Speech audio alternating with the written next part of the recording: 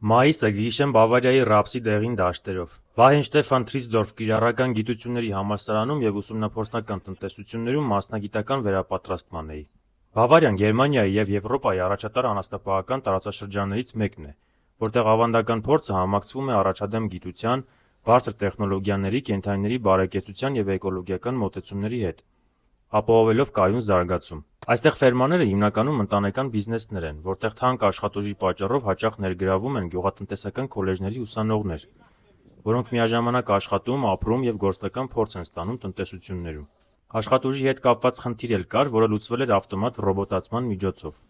Անասնապահությունը մի կողմ, տպավորիչ էր նաև Բավարիայի մշակույթը։ Վուրցբուրգի ռեզիդենս պալատի առաստաղի հանրահայտ որմնանկարում այն ժամանակ հայտնի աշխարհի 4 մայրցամաքների շարքում